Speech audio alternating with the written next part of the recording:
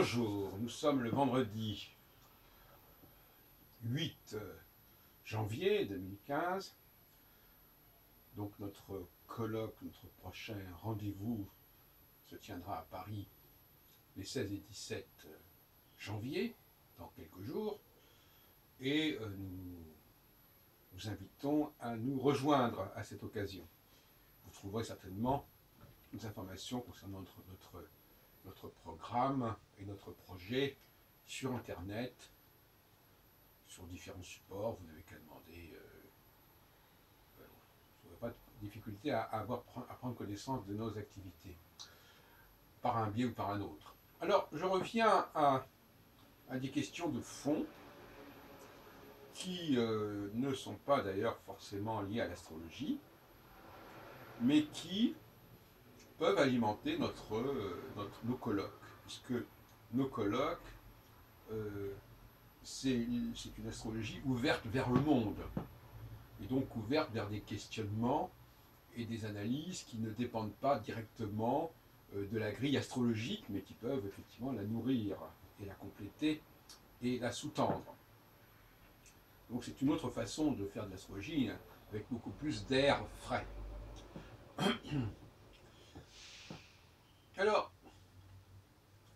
j'aurais donc développé quelques lignes de recherche, un peu en vrac, si on peut dire, voilà, dans cette causerie de ce vendredi 8 janvier.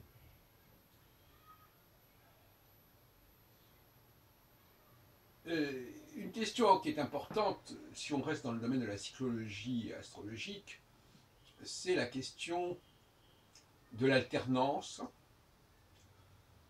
puisque finalement, au fond, la psychologie, c'est un discours sur l'alternance. L'alternance, ça signifie qu'il y a deux temps. Donc ces deux temps, il faut arriver à les circonscrire, à les cerner, à les modéliser. Mais il faut aussi être capable de les reconnaître. Il ne suffit pas de dire, voilà, actuellement il y a une conjonction, donc il doit se passer quelque chose. Il faut aussi reconnaître un certain phénomène en soi que n'importe quelle personne, même non astrologue, peut reconnaître comme tel. Donc il ne faut pas que la recherche astrologique soit complètement déphasée par rapport à la recherche psychologique, sociologique, historique, ethnologique, politologique. Alors l'alternance, c'est l'alternance entre une démarche autoritaire, je dirais, et une démarche où cette autorité décline, s'amoindrit. Ça peut être aussi simple que cela. C'est un petit peu comme le soleil et la nuit, en fait. En plein midi, le soleil est au plus fort, et puis le soleil décline, et à un moment donné, on ne voit plus grand-chose. Voilà la comparaison qui me paraît la plus simple et la plus judicieuse. Donc, il y a des personnes, d'ailleurs on emploie en astrologie le terme solaire pour désigner des personnages justement qui ont une certaine forme d'autorité, de rayonnement et de centralité. Et à contrario, effectivement, il va y avoir des périodes lunaires ou nocturnes qui correspondent à une éclipse en quelque sorte du soleil. En tout cas, à son absence ou à son déclin. Donc le regard que l'astrologie, telle que je la conçois, toute technique confondue d'ailleurs, parce que on sait qu'il y a des débats au niveau technique, bien entendu, et pas de petite importance, mais il faut aussi aborder les problèmes à un niveau plus philosophique. Le débat, le sujet, l'objet de l'astrologie, c'est bien d'étudier cette alternance. En tout cas, c'est ce que je proposerai comme sujet de discussion le 16 janvier. Parmi les sujets de discussion. est possible. Et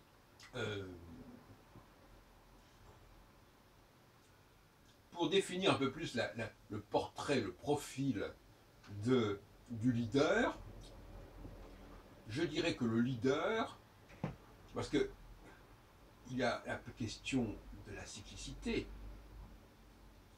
on peut dire effectivement, voilà, telle période est favorable à tel type de régime, encore faut-il qu'il y ait des gens pour correspondre à ce profil. Il faut donc repérer les leaders, et pas seulement déterminer des phases qui leur correspondent, qui les favorisent leur émergence ou leur ascension. Le leader, j'ai employé une expression un petit peu biblique, c'est l'androgyne, c'est-à-dire celui qui, à un certain moment en tout cas, a une sorte de concentration, de densité, qui fait qu'il est imité, il fait référence. Il a une force d'attraction, de gravitation.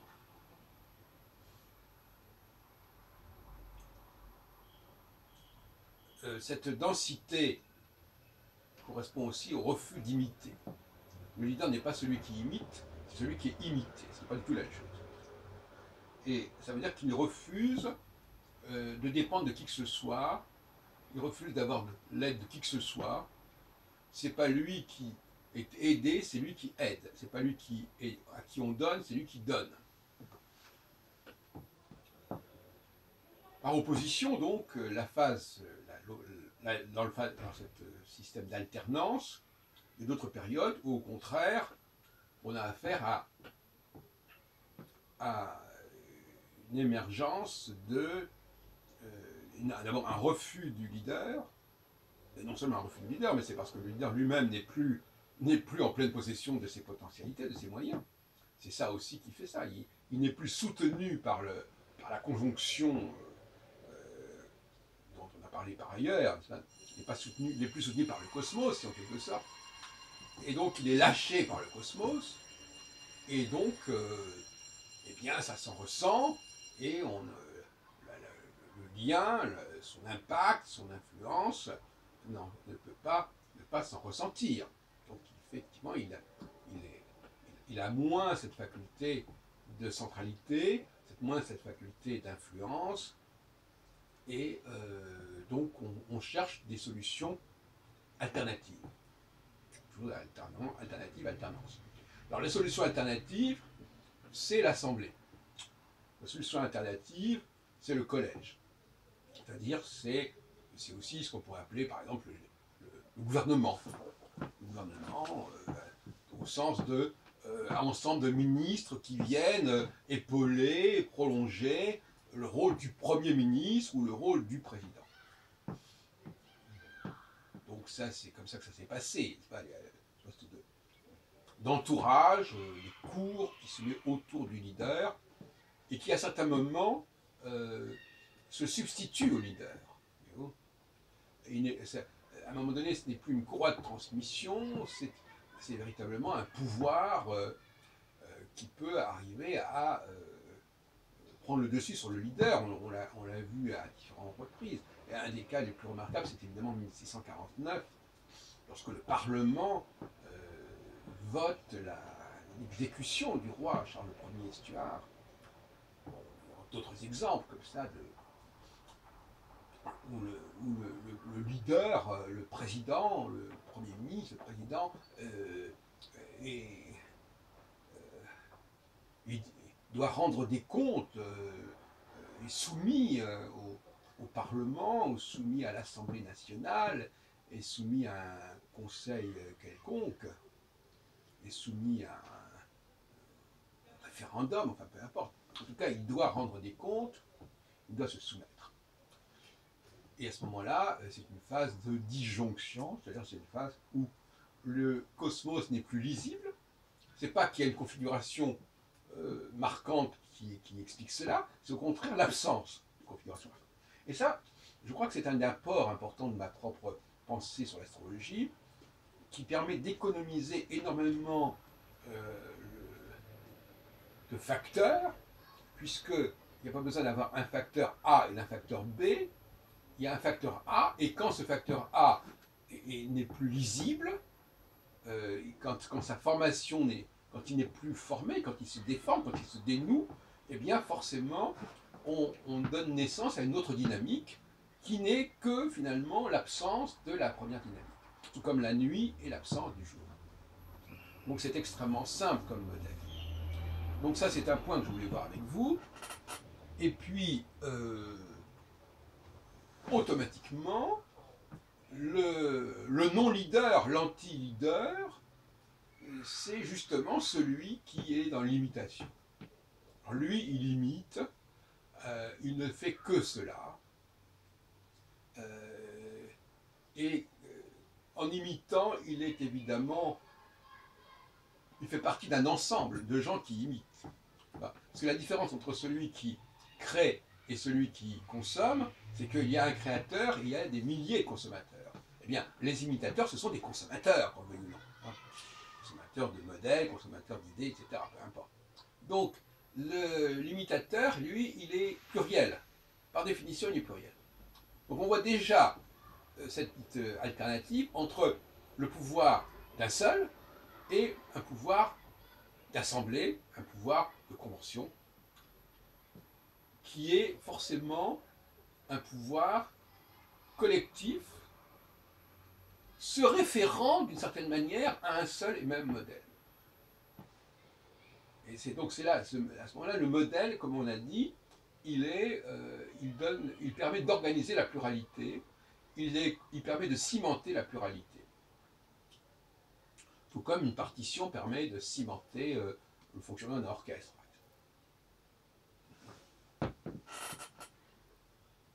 Alors, j'ai écouté ce matin une émission sur France Culture, que j'écoute souvent, et on nous a dit que ce qui était ordinaire, c'était finalement souvent ce qui était le moins connu. Et je crois que c'est assez vrai, voyez-vous. Ce qui nous paraît le plus évident, c'est souvent le plus mystérieux, en fait. Parce que ce sont des évidences dont on ne connaît pas la source. Soit ce sont des évidences que nous avons en nous, dans notre programmation, et qui sont tellement évidentes que nous ne les mettons même pas en question. Soit ce sont des évidences qu'on nous a mis dans la tête à une certaine époque, dans notre entourage, dans notre éducation. Et là encore aussi, c'est tellement évident qu'on ne va même pas en débattre. Et ça nous paraît tellement évident que l'autre ne peut que d'avoir notre avis, ne peut que partager notre avis, et que si ça n'était pas le cas, finalement, il serait complètement... il serait malade, il serait bizarre. Donc, les gens qui ne sont pas conscients de leurs évidences internes, eh bien, ces gens-là, ils n'ont pas une conscience de la dualité et de l'altérité. Car, à partir du moment où l'on a conscience de l'alternance, de l'alternative, eh bien, forcément, on a conscience qu'il y a une autre façon de fonctionner. Il y a d'autres façons de fonctionner dans le temps, et moi-même, je peux aussi avoir d'autres façons de fonctionner dans le temps, et il y a aussi des gens qui fonctionnent différemment de moi.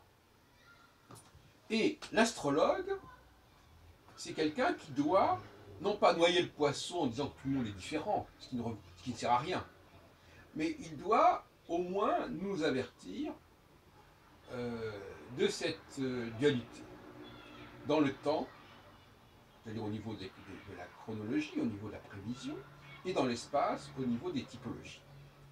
Et cela ne signifie pas forcément qu'ils doivent se servir systématiquement des données astrologiques pour cela. C'est pour ça que je ne veux pas que l'astrologue s'enferme dans l'astrologie au sens le plus étroit du terme. Par exemple, le fait de parler des hommes et des femmes, pour moi, fait partie intégrante de l'astrologie, parce que, non pas que le fait d'être un homme et une femme se définisse par l'astrologie, mais cela a des incidences sur l'astrologie, sur l'usage de l'astrologie, et sur la façon dont on va appréhender la réalité au prisme de l'astrologie. Si effectivement les hommes sont plus favorisés par exemple par la phase de conjonction et les femmes plus favorisées par la phase nocturne de disjonction, on ne peut pas ignorer le phénomène masculin-féminin, on est bien d'accord là-dessus. Donc on voit bien que l'astrologie est obligée d'intégrer dans son discours, dans sa pensée, des données capables, qui sont susceptibles de se greffer, de s'intriquer, de s'emboîter sur l'astrologie proprement dite. Et puis, il y a aussi une autre question qui est fondamentale, qui est la question de l'identité. C'est-à-dire, une personne, on entend beaucoup d'astrologues qui nous disent « oui, grâce à l'astrologie, vous saurez qui vous êtes, etc. » Il y a un temps préalable et nécessaire avant d'en arriver à cette individuation, c'est le fait pour un individu de savoir à quel groupe il appartient. Et ça, c'est fondamental. Et ça, c'est pas l'astrologie qui va l'aider à le savoir, en lui disant qu'il est de Bélier, Gémeaux, ou Saturnien, ou Uranien. Non, je parle là de catégories socio-historiques. Voilà, on est dans un certain pays, on appartient à un certain sexe, on appartient à une certaine religion, on appartient à une certaine race, et on appartient à des, on se rapproche de gens qui nous ressemblent culturellement, linguistiquement, physiquement, anatomiquement. Des choses aussi basiques, aussi évidentes, c'est le cas de le dire.